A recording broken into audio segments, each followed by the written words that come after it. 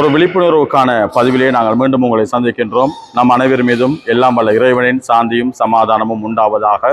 அஸ்ஸலாமு அலைக்கும் வரஹ்மத்துல்லாஹி வபரகாத்து. காத்தான்குடி பெரிய ஜும்மா பள்ளிவாயல் அல் அக்ஷாவில் இருந்து இந்த விழிப்புணர்வு பதிவோடு இணைந்து கொண்டிருக்கின்ற நான் ஃபஹத் ஜுனைத்.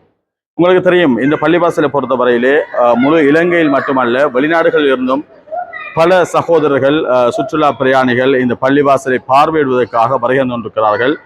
கிழக்கு மாகாணத்திலே ஒரு மிக பிரபலமான ஒரு இடமாக காத்தான்குடியில் பல இடங்கள் இருந்தாலும் இந்த அல் அக்ஷா பெரிய ஜும்மா பள்ளிவாய் என்பது மிக முக்கியமான ஒரு இடமாக கருதப்படுகிறது.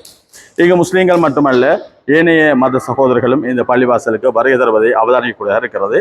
இந்த பள்ளியிலிருந்து ஒரு சிறியதொரு விழிப்புணர்வை நாங்கள் செய்ய வேண்டும் என்பதற்காகவே இந்த பதிவை நாங்கள் செய்கின்றோம்.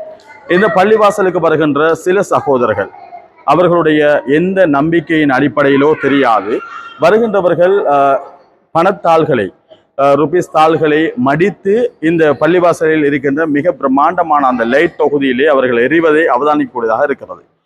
ஒரு பெரும் தொகையான பணத்தை வருகின்றவர்கள் 50 ரூபாய், 100 ரூபாய், 1000 ரூபாய் வரையில் தங்களுடைய அந்த பணத்தாள்களை மடித்து வீசி செல்கிறார்கள்.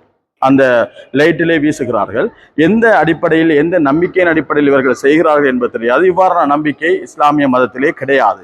நீங்கள் பள்ளிவாசலுக்கு நீங்கள் உதவி செய்ய வேண்டுமாக இருந்தால், அல்லது பள்ளிவாயல் கட்டடம் அதே போன்ற அவர்களுடைய பராமரிப்புக்கு நீங்கள் உதவி செய்ய வேண்டுமாக இருந்தால், இவ்வாறு இந்த லைட்டுகளிலே எறிவதை தவிர்த்து அந்த பள்ளிவாசலில் வைக்கப்பட்டிருக்கின்ற உண்டியல்களிலே அந்த பணத்தை நீங்கள் எடுக்கின்ற போது அந்த பள்ளிவாசலை பராமரிப்பு செய்பவர்களுக்கு அதை எடுத்துக்கொள்வதற்கு இலகுவாக இருக்கும். மாற்றமாக நீங்கள் இவ்வாறு பணத்தை எறிகின்ற போது அந்த லைட்டிலே அவர்கள் ஏறி நின்று அதை எடுப்பது கூட மிக சிரமமான ஒரு விஷயமாக இருக்கிறது. எனவே அனைத்துக்கும் போதுமானவன் அல்லாஹ் ஒருவனே. எங்களுடைய ஈமான் மிக உறுதியானது. எனவே நாங்கள் பள்ளிவாசலுக்கு பணம் செலுத்துவதாக இருந்தால் அந்த பள்ளிவாசல் நிர்வாகிகளிடமோ அல்லது அந்த பள்ளிவாயில் வைக்கப்பட்டிருக்கிற உண்டியலிடமோ அந்த பணத்தை நாங்கள் இட முடியும்.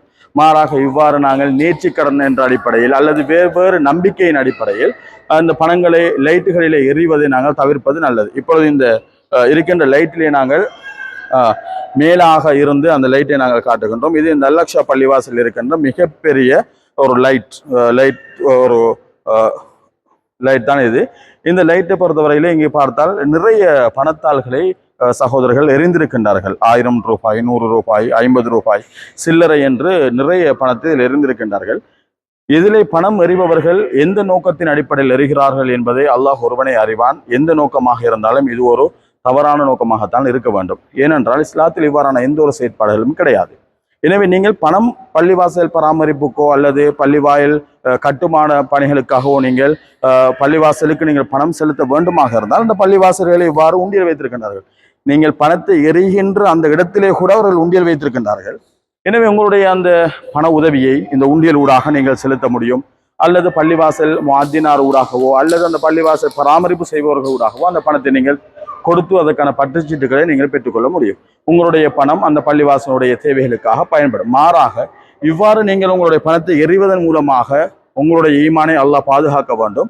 அதையும் தாண்டி பள்ளிவாசலினால் இந்த பணத்தை அவர்கள் எடுத்துக்கொள்வதற்கும் சிரமமாக இருக்கும். எனவே இங்கு வருகின்ற சகோதரர்கள் இது போன்ற விடயங்களில் தயவு செய்து தவிர்த்து கொள்ளுமாறும், இந்த மாதிரியான ஒரு மூட நம்பிக்கையான விஷயங்கள் உங்களுடைய எண்ணத்தில் இருந்தால் தயவு செய்து அதனை ஒரு உலமாக்களிடத்திலே நீங்கள் அவர்களிடத்தில் ஆலோசனைகளை பெற்று இந்த நம்பிக்கையை நீங்கள் மாற்றிக்கொள்வது சிறந்த என்ற அடிப்படையிலே ஒரு தெளிவுக்காக நல்லதை ஏவி தீமையை தடுக்க வேண்டிய பொறுப்பு மூமியங்களாகிய நாம் எல்லோருக்கும் இருக்கிறது என்ற அடிப்படையிலே இந்த பதிவை நாங்கள் உங்களோடு பகிர்ந்து கொள்கின்றோம்.